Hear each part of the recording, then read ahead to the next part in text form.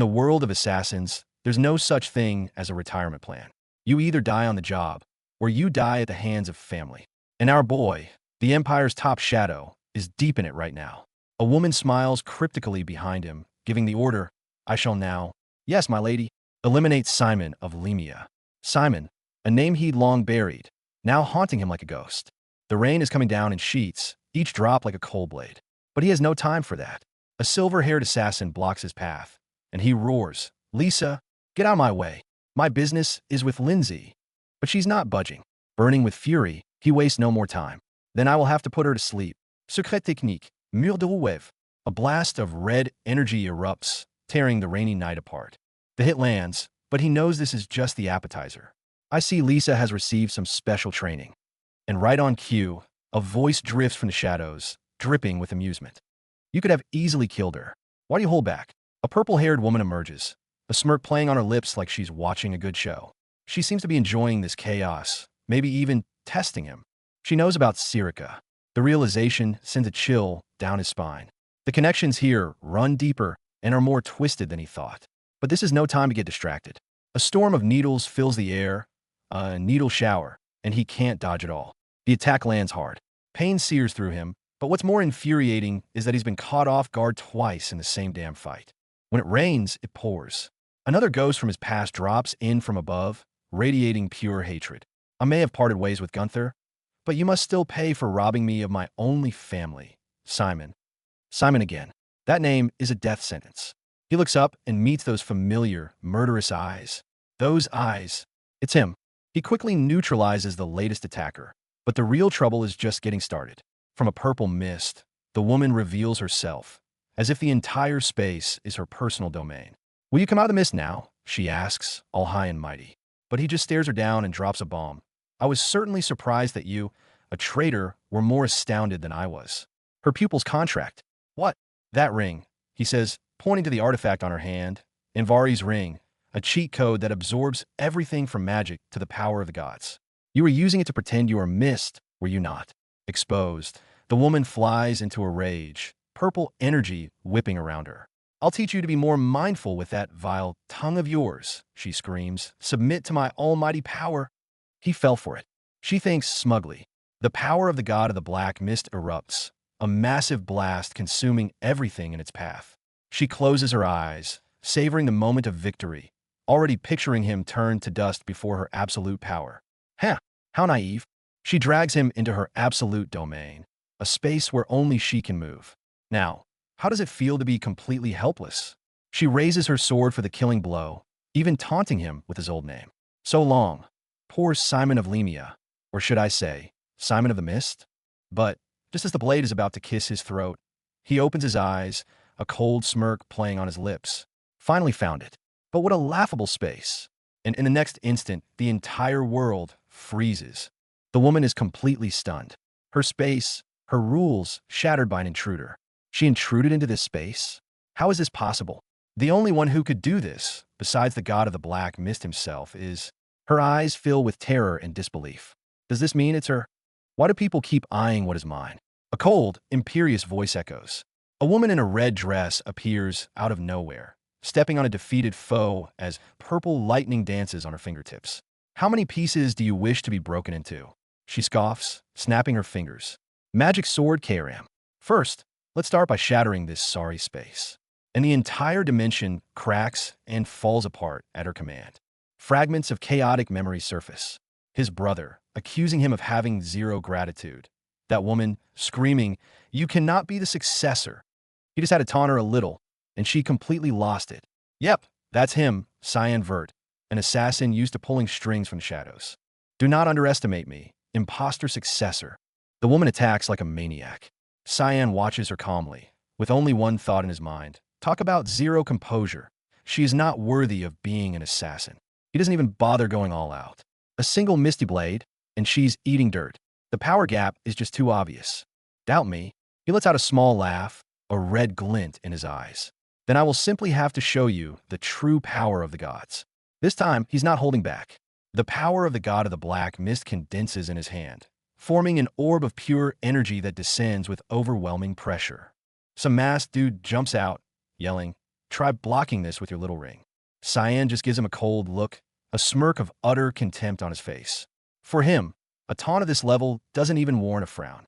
After all, having been reborn, he's no longer the puppet dancing on someone else's strings. Memory flashes back to the Hall of the Black Mist. Back then, someone grew tired of the endless hiding and waiting, choosing to leave. "Are you really leaving?" he had asked. The person replied they couldn't live like this anymore. He just said coolly, "It is a shame." Then, he turned back with an assassin smile. "Will you come to kill me?" The standoff in the shadows continues.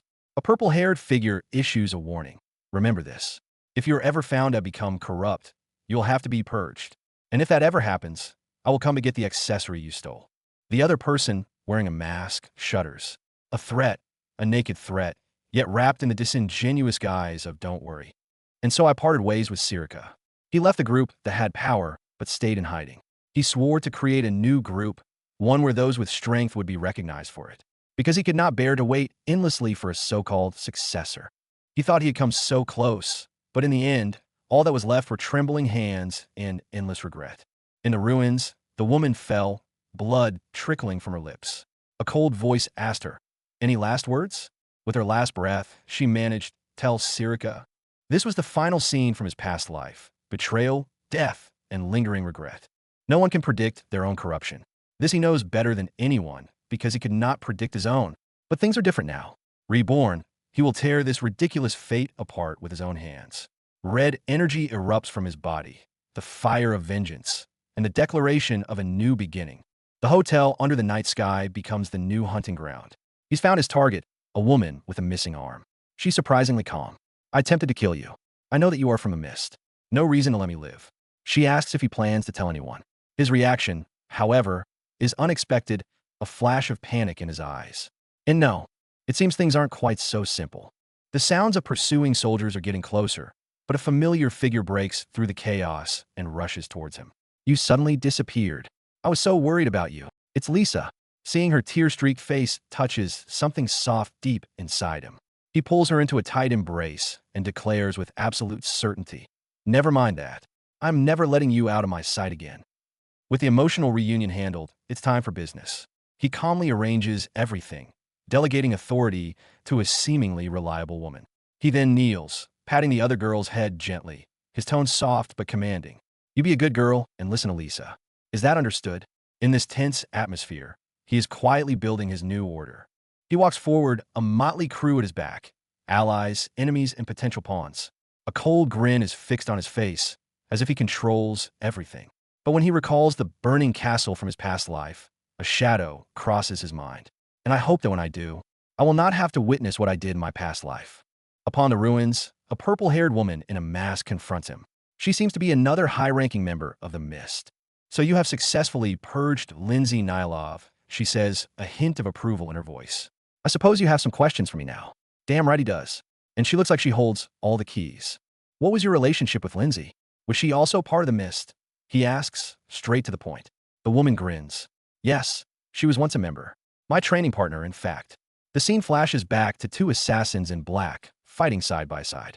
"But she eventually left in protest of our methods, taking the ring that should only be passed on to the head." "You mean Anvari's ring?" he confirms. The woman nods, but then says, "However, I want you to keep it." This throws him for a loop. "Isn't that the symbol of the leader? I'm powerful enough. I don't need a ring to prove anything," she answers with confidence, as if stating that she herself is the very definition of power. And in an instant, he gets it. Then, this is a kind of test. She wants to see if he, the new successor, will also become drunk on the ring's power and fall to corruption. Almost everyone who possessed it met that fate, without fail. This is a high-stakes gamble on trust and the future.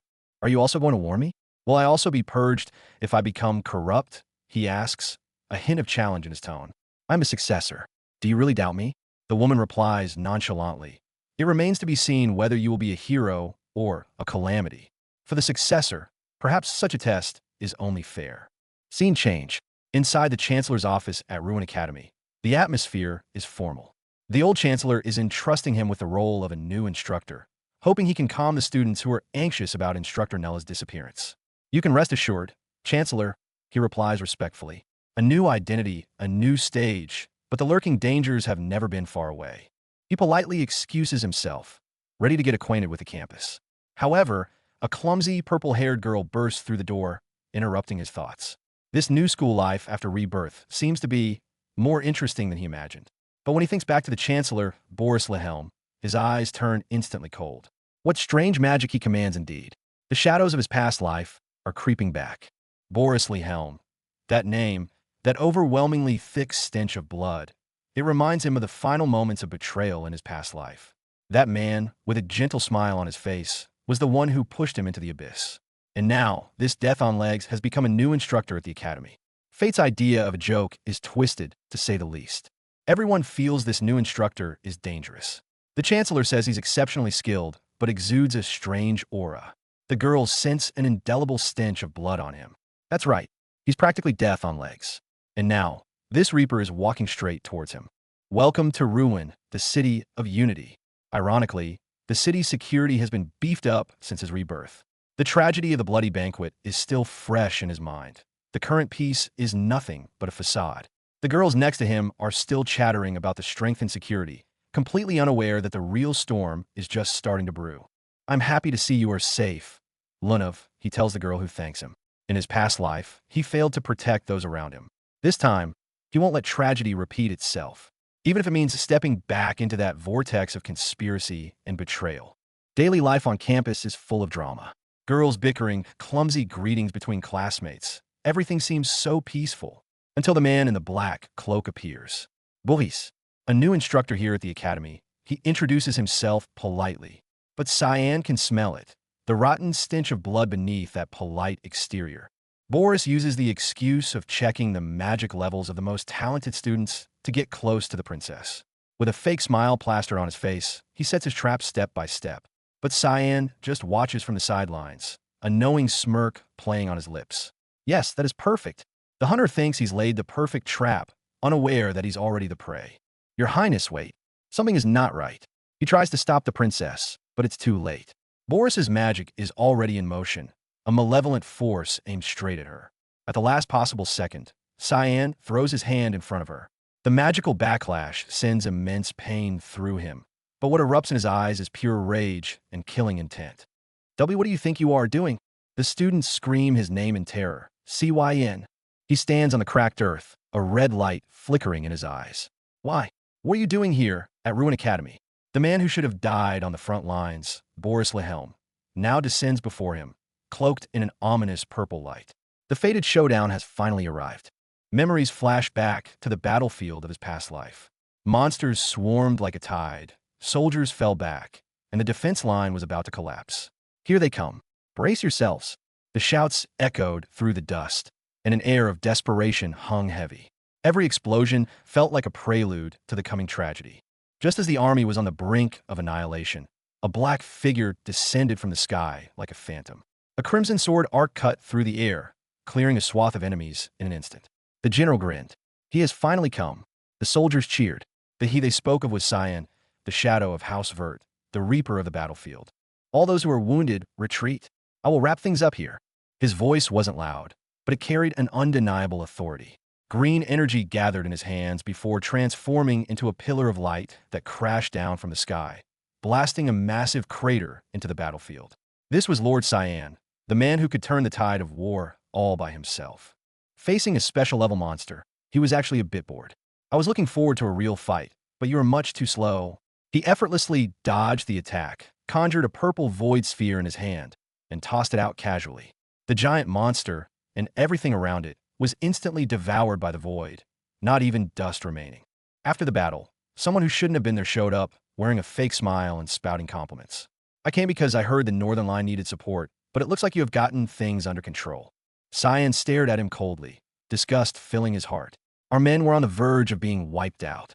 These monsters were endless, because the real monster was standing right in front of him. House Vert once led the Empire to glory, but the Emperor's greed ruined everything.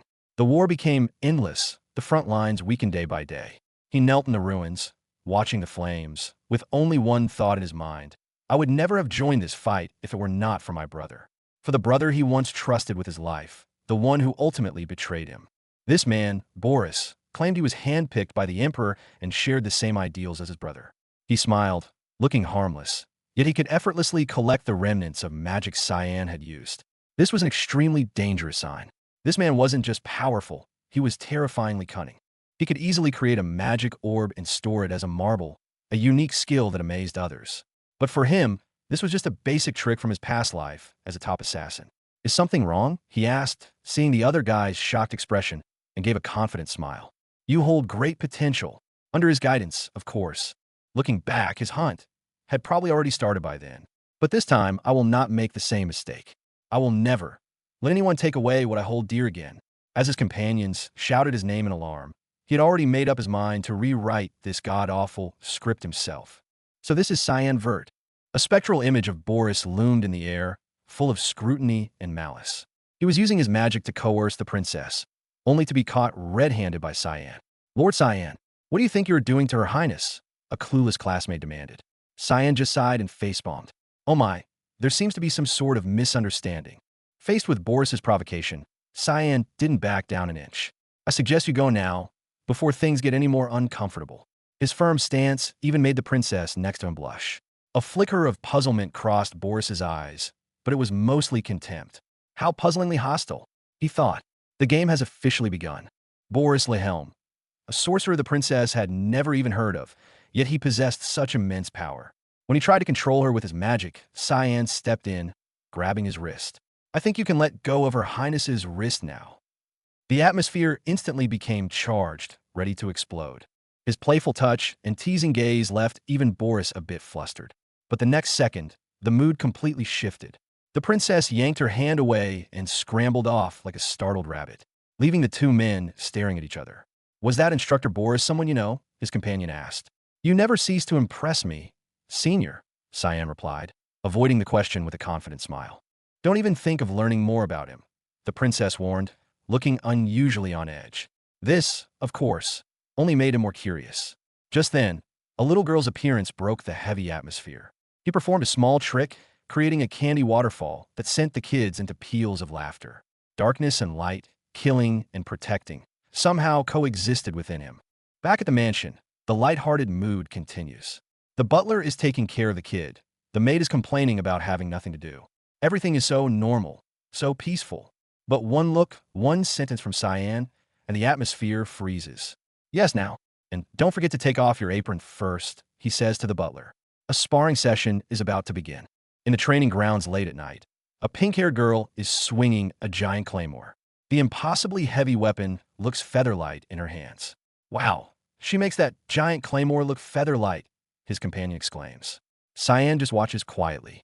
Of course he knows how impressive she is, because in the future, she is destined to be called the best fencer on the continent. Of course, he knows she's impressive, but that doesn't stop him from guiding the future best fencer on the continent a bit. It has been a while since we have sparred. Shall we? He says, picking up a wooden sword and extending an invitation. The guy looks utterly confused. What do you mean it has been a while? Of course he doesn't know. Their last spar was in another timeline. Even though his opponent is using a real sword and he only has a wooden one, the reflexes and skill he displays leave the other guy stunned. Every clash sends immense pressure through his opponent's blade. Excellent reflexes. I expect no less from you, he says with a smile, effortlessly parrying the fierce attacks. Is that really a wooden sword? Why does it feel so powerful? His opponent's composure begins to crack. Seizing the opportunity, Cyan presses his attack. Then I will not hold back, Lord Cyan. This time, he's going to give this future fencer an early taste of what true despair feels like. Come at me like you want to kill me, he taunts relentlessly, pushing his opponent into a corner. The guy is on the offensive, yet he feels like he's the one being played with, completely unable to land a single hit. Frustration and anger swell within him, and the young man roars, No, I will reach him. But the only thing that answers him is the cold, hard blade. Memories of his past life surge again. His brother, always using a gentle tone to say the most hurtful things. Your movements become sloppy as you get more frustrated. He would guide him from a superior position, only to smack him hard with the pommel the moment he was distracted. Every sparring session was a carefully orchestrated humiliation. I am certain that no one will be able to best you with the sword, the girl says with adoration. He just scoffs internally. She, of course, has no idea yet. He looks at the knight he just defeated, a new plan already forming in his mind. He will dismantle everything his brother has built, piece by piece, starting with the knight order he was so proud of. As do I. Sir Brian Kendrick. As he speaks the name, flames of hell seem to erupt around him. The other man's face turns deathly pale. That's right, he sensed it, that familiar, nauseating aura. The enemies from his past life are lining up to be slaughtered. Late at night in the academy, he runs into Lunav Rain River. She's staring towards Instructor Boris's office, from which an ominous blue glow emanates. His instincts are screaming that the man is plotting something again. This time, he won't let him succeed. Breaking in?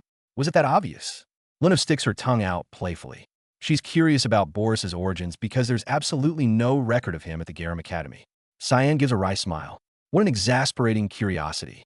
It's going to get her into trouble one day. But with him around, no one is going to touch a single hair on her head. They sneak into Boris's office, which is filled to the brim with books. Lunav marvels at the instructor's love for reading, but Cyan smells danger. The moment she flips open a book, a dark shadow flits past the shelves.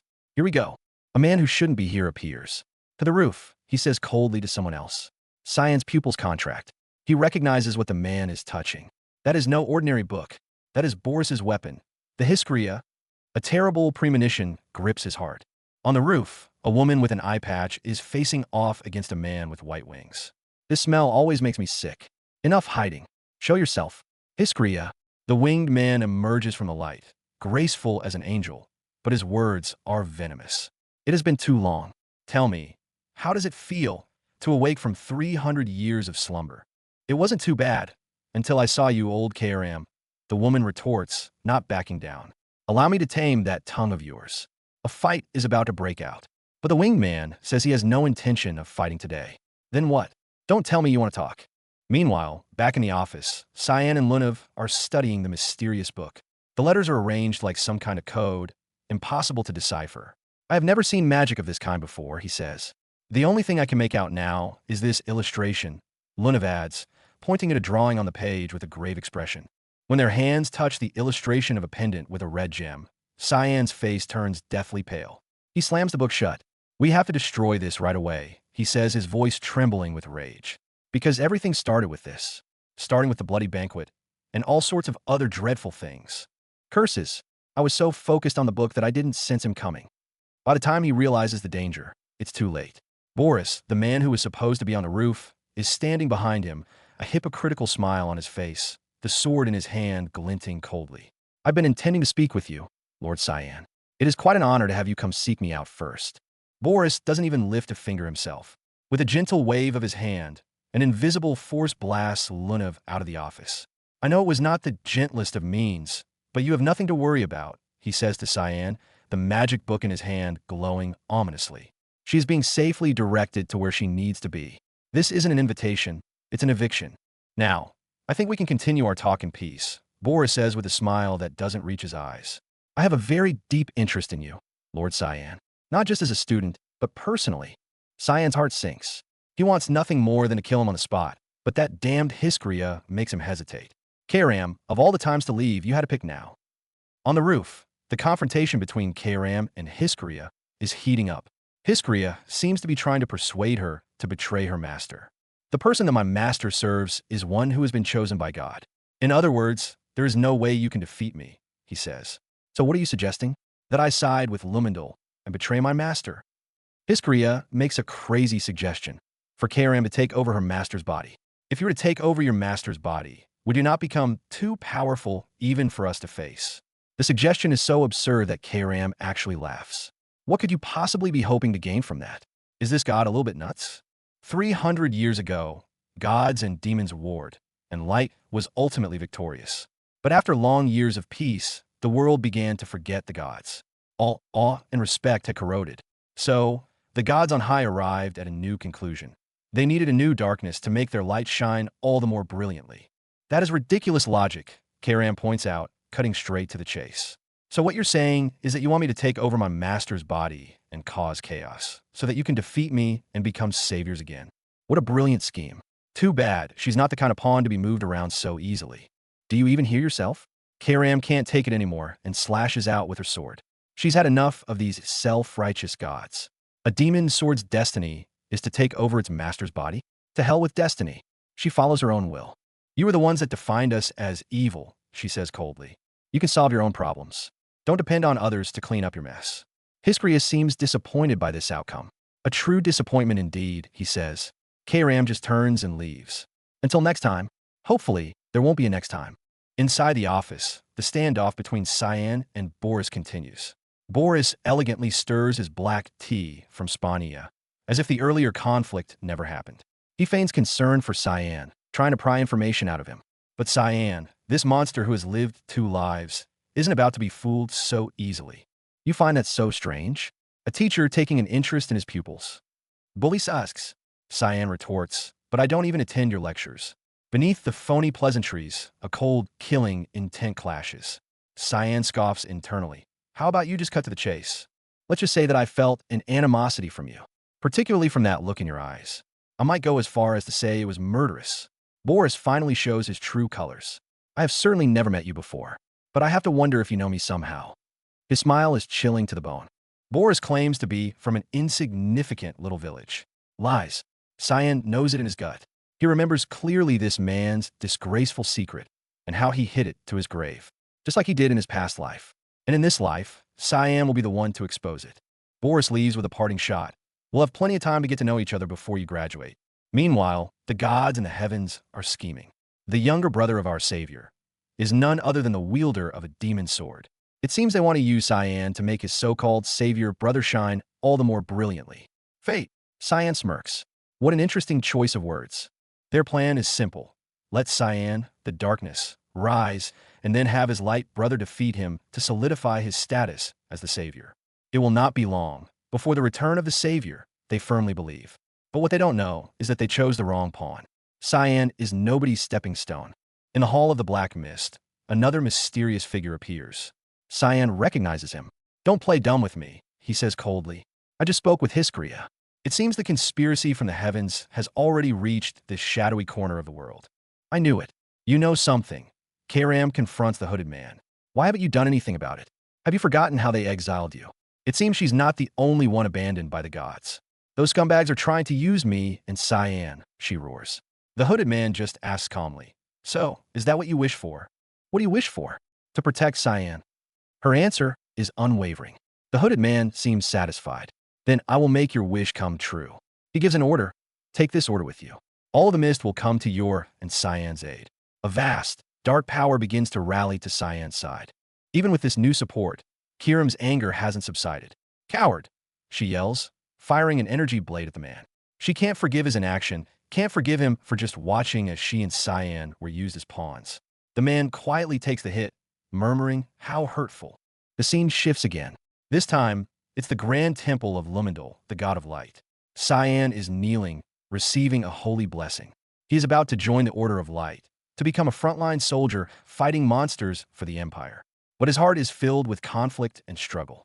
I, Cyan Vert, do solemnly pledge to uphold the will of Lumendal, god of light. A girl's voice echoes in the temple. Cyan watches her, 1,000 thoughts racing through his mind. Joining the Order of Light was once his distant dream. But now, has he truly made the right choice? The Empire keeps conscripting talented fighters and sending them to the front lines. Yet they were so powerless during the tragedy of the Bloody Banquet. What he should truly protect is it the so-called front lines or the innocent people who died in that conspiracy? This question is like a thorn buried deep in his heart. In the Order, he meets a pink-haired girl, Cecilia. She seems to be someone he knew in his past life. He acts with utmost respect towards this new knight. But inside, a storm is raging. A mysterious voice whispers in his ear, I see much has been on your mind. Yes, his mind holds the secrets of an entire world.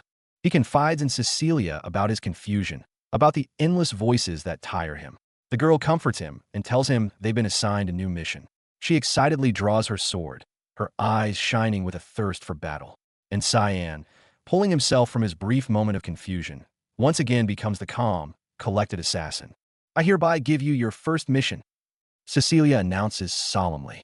A new chapter officially begins. This time, he is no longer an assassin living in the shadows, but a knight standing in the light. But no matter how his identity changes, his goals have never wavered: vengeance and protection. A new mission was given, but Cyan Vert's steps were heading in the complete opposite direction. His loyal guard, Nana, sensed an unprecedented determination emanating from the young lord. The maids whispered amongst themselves, an uneasy feeling hanging in the air. Where's Lord Cyan going? Nana asked, hand gripping his dagger, his eyes sharp as a hawk's. But in the distance, the figure that was supposed to be a child exuded a chilling, overwhelming presence. Cyan, the reborn young lord, simply uttered a single name, Nana. The scene from his memory was stained by a blood-red dusk. Back then, he was still the Duke's sharpest blade, the prideful knight of House Vert. He was riding through the desert with his comrades, escorting members of the royal family. Everything seemed so normal, the knights even cracking a few harmless jokes. None of them knew that this crimson sky would soon become their tomb. Among the group was Illegitimate Vert, his half-sister, laughing and chatting with the knights sent by their father. She was always like that, proud and confident, as if she had the world in the palm of her hand. When she knelt before their father, the cold-hearted Duke, Cyan naively thought it was just another display of family loyalty. He was completely oblivious to the calculation and contempt hidden beneath his sister's confident smile. His father's gaze was as cold as ever, as if there were no blood ties between them at all. The Royal Highnesses will be making their tour here today, he announced indifferently. Ellis scoffed internally. He is as cold as ever. It's enough to make me wonder if we're even related. But just then, a horn blared. The royal guard descended like an impending doom. The immense pressure forced everyone to their knees. A meticulously planned play was about to begin. The prince and princess arrived, their words dripping with aristocratic arrogance and disdain for this filthy land.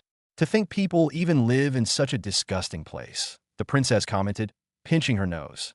And Cyan, or rather, Vizier's Vert, as he was known then, could only bow his head in humility.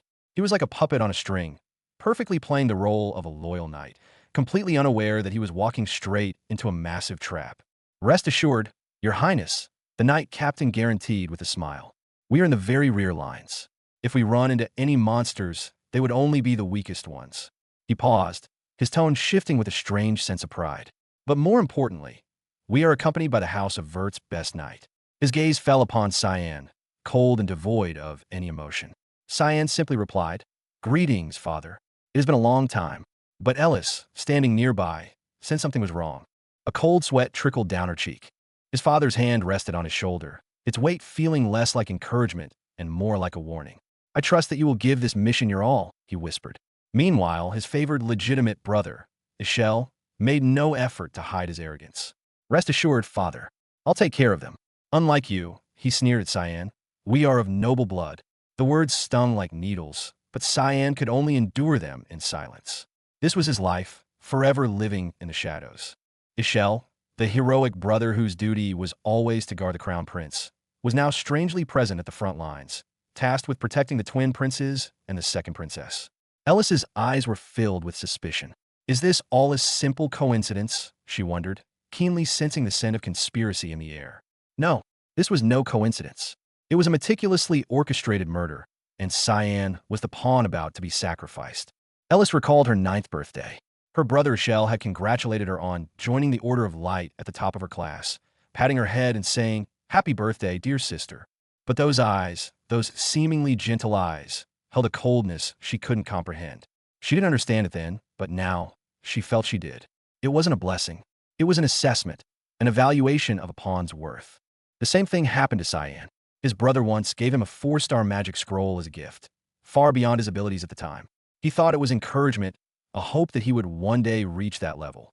Years passed, and when he finally mastered 4-star magic and curiously opened the scroll, he realized it wasn't a blessing at all. It was a deadly summoning spell. It was Cecilia who stopped him just in time, saving him from certain death. This is a spell to summon a mid-level monster. It's incredibly dangerous, she had shouted. In that moment, a chill ran down Cyan's spine. If it hadn't been for Cecilia, he might have died that day.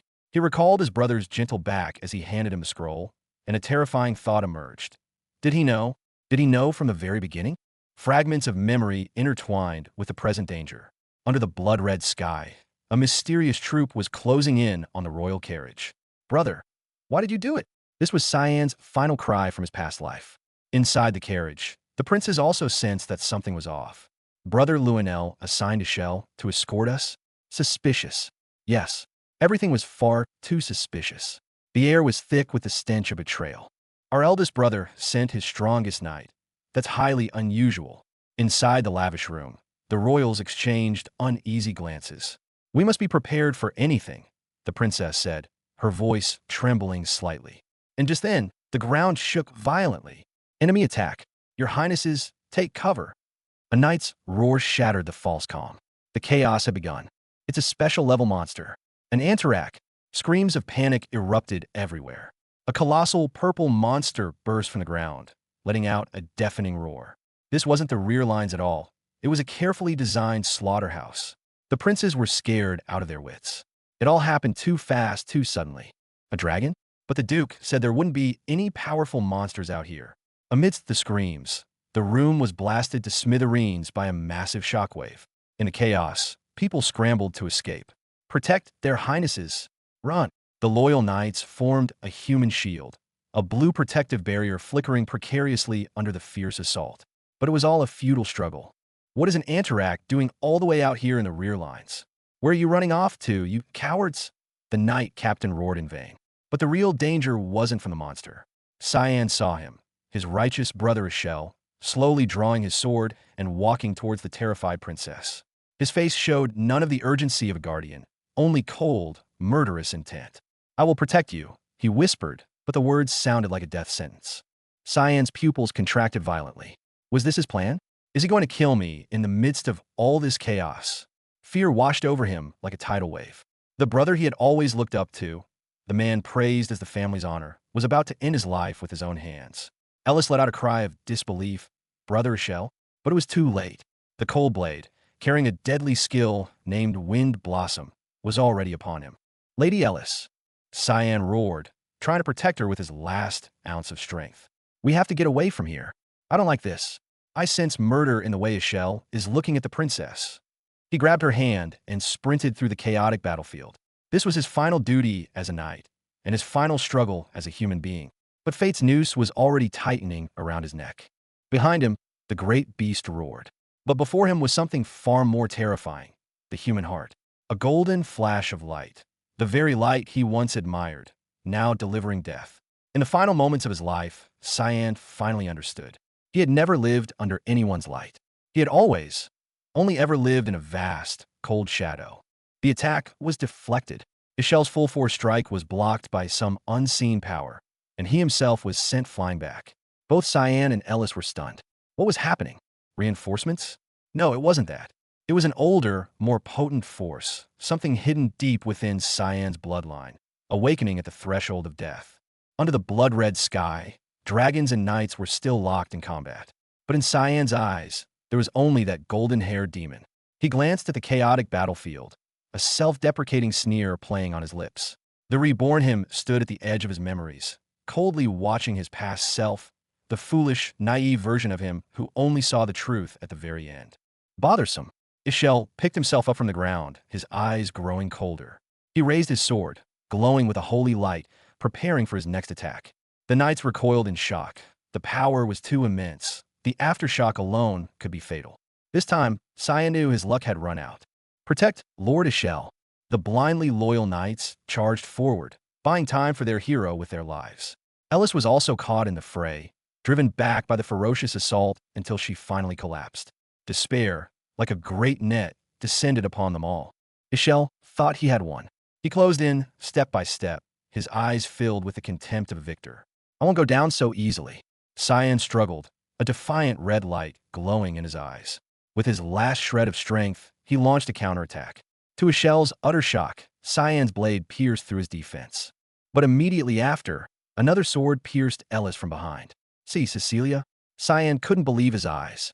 The girl he had trusted, the one who had even saved his life, now stood there coldly, a blood-stained sword in her hand.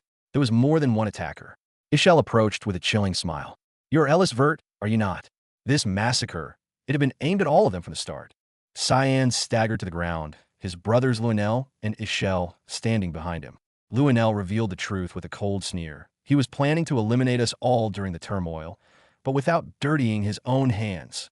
Cyan cried out in anguish. There must have been some kind of misunderstanding, Your Highness. But the only reply he received was Ishel's twisted, triumphant grin. You think I don't know about the House of Vert and Luenel's scheming? The attacker, the masked woman, spoke with utter disdain. Feel free to babble on during the little time you have left. She swung her magic sword, and a torrent of purple energy instantly engulfed Cyan.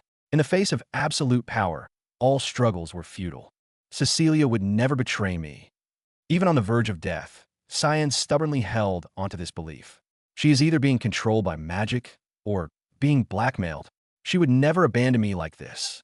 He screamed at himself, trying to use this last shred of faith to ward off the cold embrace of death. But the collapse of his body was irreversible.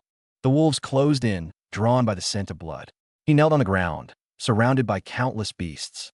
I can't die here like this. I have to survive. The instinct to live roared within him.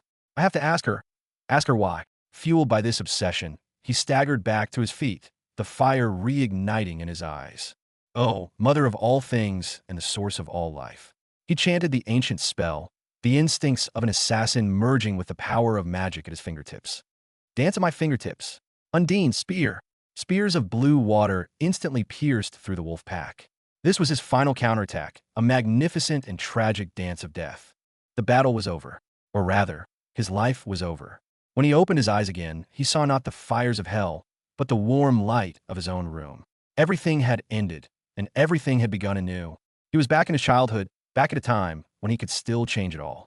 His heart pounded in his chest, a throbbing reminder that this was not a dream. His thoughts were pulled back to that final battle once more. Ishel, that hypocritical brother, had shown a moment of weakness when facing a powerful enemy.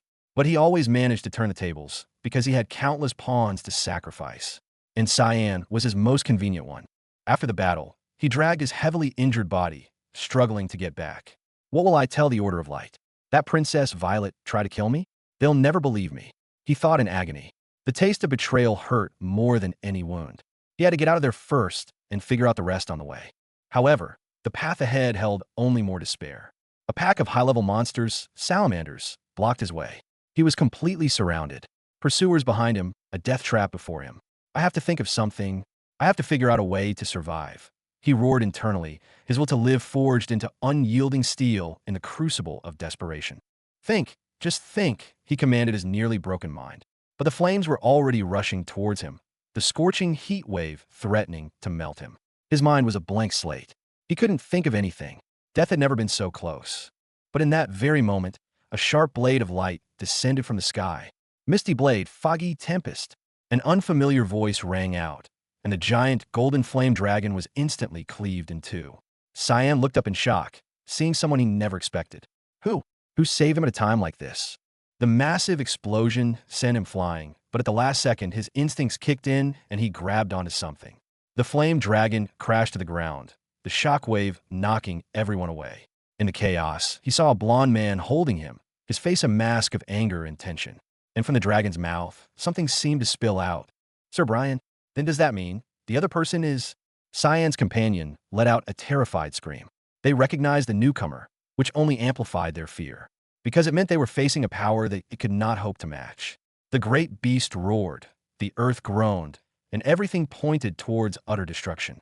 The cliff face crumbled, flames shooting towards the sky. In this desperate situation, the instinct for survival was pushed to its absolute limit. However, the enemy below gave them no respite. A red blade of light came roaring up, followed by a violent explosion as two monstrous black beasts clawed their way out of the ground. It was a scene from hell, a preview of the apocalypse. Finish it already, Cyan, Ellis screamed in desperation. Third stance of the black mist. Foggy descent. Cyan's figure transformed into a bolt of black lightning in midair, plummeting downwards. A purple void sphere materialized in his hand, radiating an aura of absolute destruction. The purple energy erupted, a powerful shockwave instantly consuming the enemy. The hit assassin tumbled through the air, blood splattering everywhere. This single strike contained all of Cyan's rage and unwillingness to yield. He would make these traitors pay the price in blood. Magma churned beneath their feet, the air thick with the smell of sulfur and death. Cyan's companion tore the mask from the black-clad assassin. I had my suspicions, but I never thought the person under the mask would be. Seeing that familiar face, she was too shocked to speak. Betrayal. It always comes from the most unexpected places. And in the present, the reborn Cyan arrived just in time. He stood before his sister, a calm, cold smile on his face. It really is Cyan, his sister cried out in joyful surprise. I'm glad I made it in time, big sis. His voice was quiet, but it carried an undeniable power. Yes, he was back. No longer the shadow to be slaughtered at will, but the assassin who commanded his own destiny. The shards of memory still churned in his mind. He remembered, just before he died, the traitor was still hypocritically blaming others. "It is not your fault," he had whispered. "If anyone is to blame, it is Cecilia, Princess Violet, and Ishelle." Cyan's eyes filled with pain and resolve. He finally saw everyone's true colors. "But Father assigned me this mission." The killer was still trying to justify his actions, as if he were merely following orders. What a pathetic excuse. Cyan recalled the resolve in his grip as he grabbed his shoulder, the undisguised hatred in his eyes, so that he can be the one to uphold the family name. That was the truth, naked and bloody. Uphold the family name? The reborn Cyan let out a cold laugh. By killing his own family? His gaze turned incredibly sharp, radiating killing intent. He was no longer the illegitimate son who accepted his fate. The pain of his past life would become the sharp edge of his revenge in this one. So I wasn't the only one that noticed it. Ellis's voice pulled him back to the present. Yes, he wasn't fighting alone. He could feel it. The mysterious power that had protected him in his past life was emerging once again. It's almost as if some hidden power is protecting him. That's right. That power was the capital for his revenge. He knew this power well. The moment he was struck in his past life, he felt it. It was the very same power that had blocked the fatal blow. In that rainy night's duel, this power had appeared again, deflecting the magic sword. It was like a loyal guardian, silently protecting him. What could it be? A power that could deflect even the magic sword. Ellis was lost in thought. I can think of only one explanation. A terrifying possibility crossed her mind, a secret that could overturn the entire empire. She had to tell their father about this. But what if their father was also part of the conspiracy? He remembered his past life, how Ishelle was beloved by all. During festivals, people would lift him high, cheering as if welcoming a savior. His light was so dazzling that it blinded everyone, including his former self.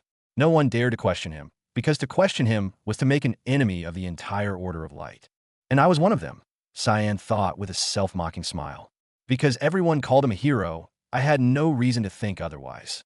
The people's reverence for him was almost like a religion. But thinking back, it was all so strange. Where there are believers, shouldn't there also be heretics? Why did no one ever oppose him? Because anyone who opposed him was silenced, erased without a trace. His father, the royals, even himself, they had all blindly trusted Ishelle. It wasn't until the moment of his death, consumed by the rage of betrayal, that he finally saw the hideous face behind the hero's mask. And then it suddenly clicked. In the end, there was only one explanation. Ishelle is an absolute being, blessed with power by the Most High God, Luminal. He is the savior of this world. And that's why he could do whatever he wanted. That's why he could so easily erase a stain like him. The battle scenes replayed in his mind. The knights shouted, "Protect the princes," while he was just a disposable piece pushed to the front line. Swords clashed, blood and flesh flew. He thought he was fighting for glory, but he never knew he was just paving the way for someone else's conspiracy. Ishelle always managed to showcase his heroic side at the most critical moments.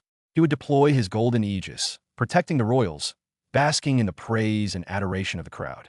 Meanwhile, the real dangers were always dealt with in the dark by shadows like Cyan. What a perfect script. The sounds of explosions, shouts, and clashing weapons, they formed the final symphony of his past life.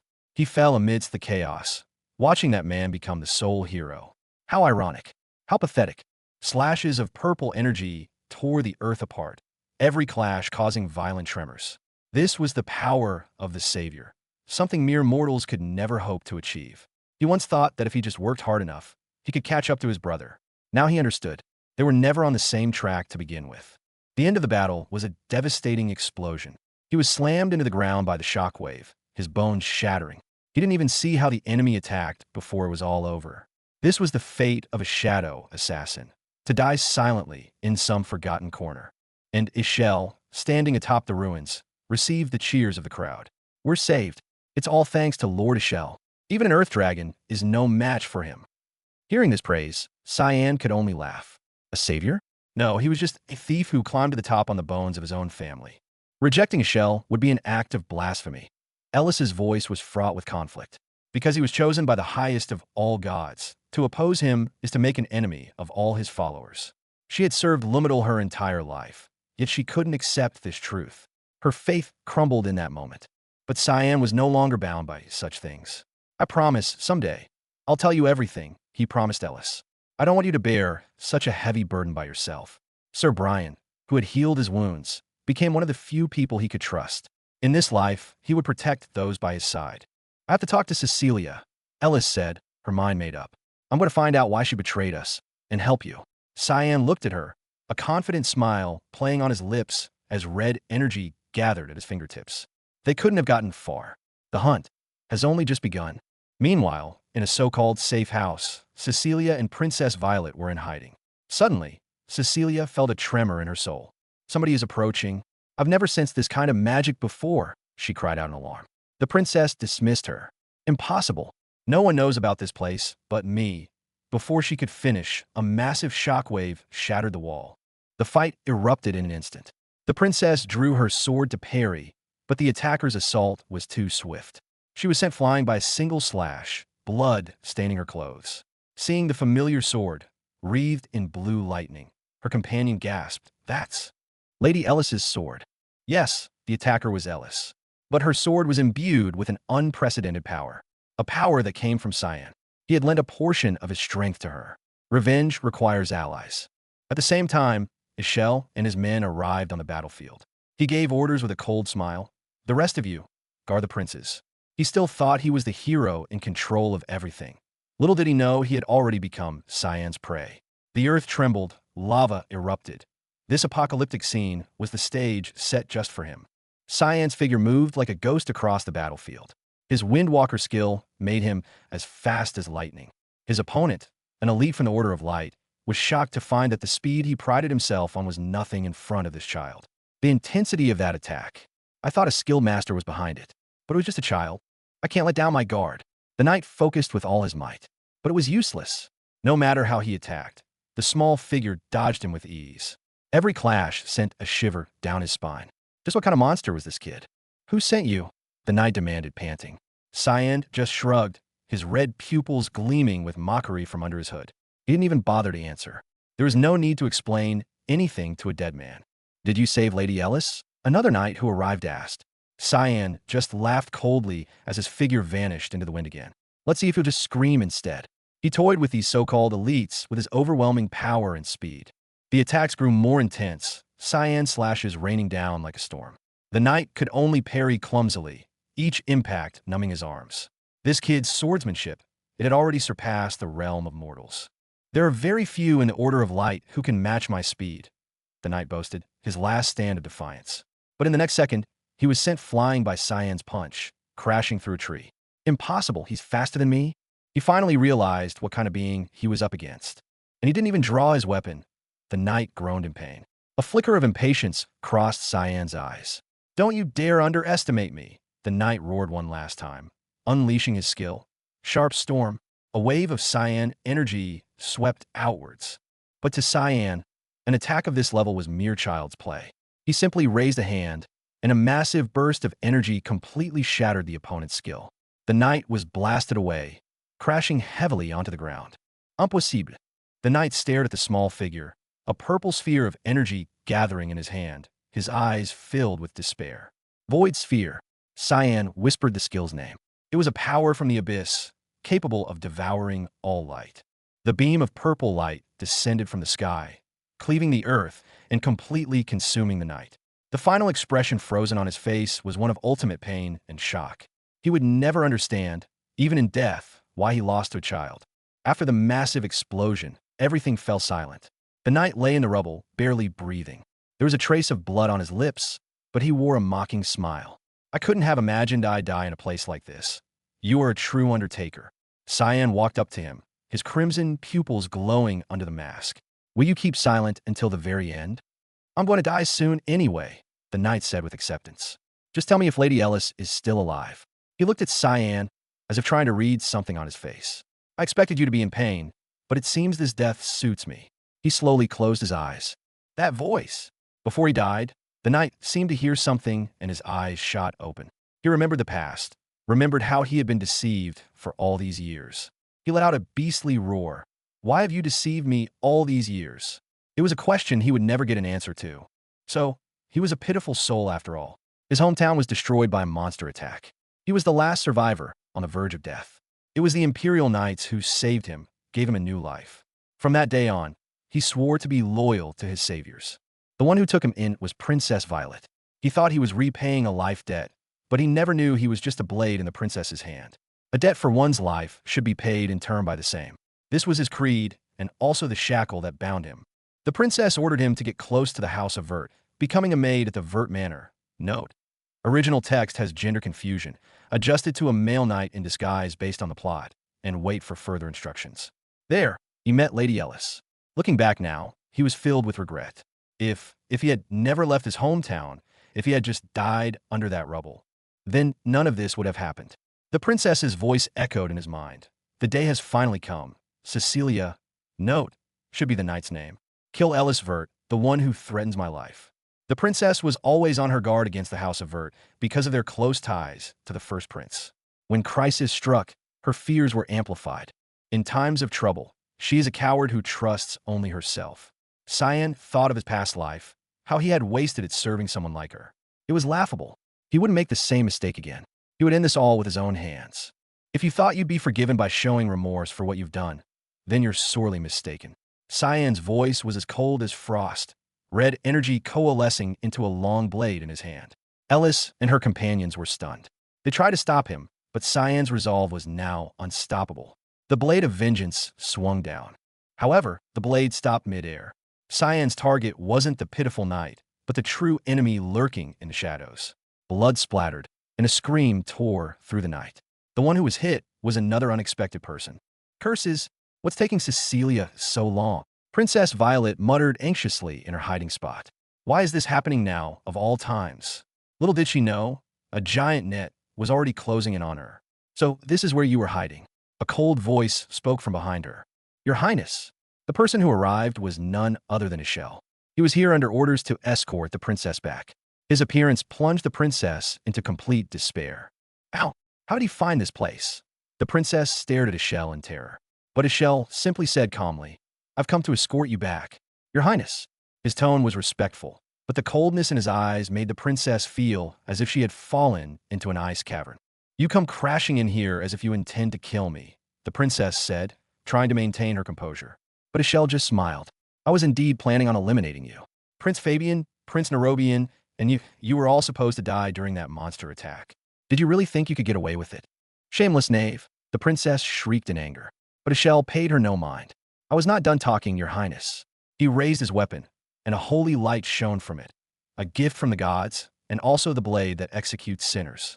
A triumphant grin spread across Ishel's face. He admired the look of terror on the princess's face as if it were a piece of art. You are incredibly composed, considering all things, he said, closing in step by step. You eliminated anyone that you doubted in the least. Your judgment is commendable. He doesn't even seem to care about his own sister. The princess thought in despair. Ishel pressed the tip of his sword against her neck. And I will tell Prince Luenel all about this. So, how would you like to play a part in my plan? He scoffed contemptuously. We are simply business partners. Nothing more. But just then, a voice broke the stalemate. You expect me to believe that? Cyan emerged from the shadows, a dangerous smile on his face. Whether you believe it or not, Prince Luenel is just another part of my plan. For the first time, the color drained from Ishel's face. Don't tell me. Your sights are on the entire empire? I have no interest in who the empire belongs to, Cyan said calmly, but his gaze turned incredibly sharp. I'm going to efface all evil from this world. He slowly drew his sword, its tip pointing directly at Ishel. And I think that very same evil has just appeared. Cyan's reflection appeared in Ishel's pupils. He felt a strange magic, a bloodthirst that sent a shiver throughout his entire body. I've never felt magic like this before. A blast of purple energy erupted, shattering the walls to pieces. Cyan's power was already beyond his comprehension. What? Ishel was hit by the purple energy, staggering back. But he quickly regained his footing, a vicious glint in his eyes. He raised his sword, and its red light clashed violently with Cyan's purple energy, creating a deafening roar. I'm the very evil you seek. A bloodthirsty smile curled on Cyan's lips. And I am your doom. Misty Blade. 8 fluttering petals. Countless red blades of light instantly overwhelmed Ishel. A scream rang out. The former hero was now nothing but a lamb to the slaughter. The aftershock of the battle destroyed the entire mansion.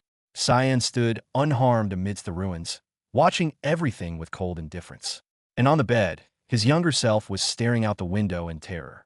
No, my. It was a memory from his past life, and a nightmare he was determined to break in this one. It's not over yet. Ishel crawled out of the rubble, covered in wounds, but his eyes were even more frenzied.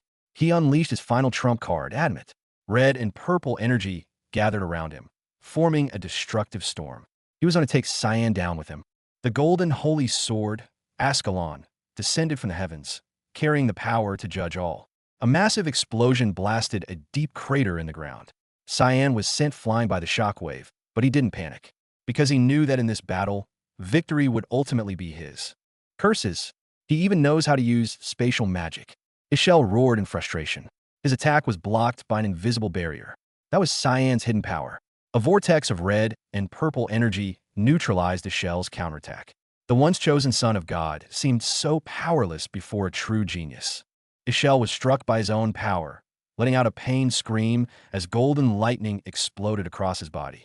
He looked at the trembling girl in the mirror, then at the calm young boy in the rain, and for the first time, confusion appeared in his eyes. He had lost, but victory will be mine. The reborn Cyan made a vow in his heart. Why have you stopped? Another defeated enemy, K-Ram, asked in pain. Cyan just looked at him coldly and swished his blade. Weren't you the one saying you'd be the end of me?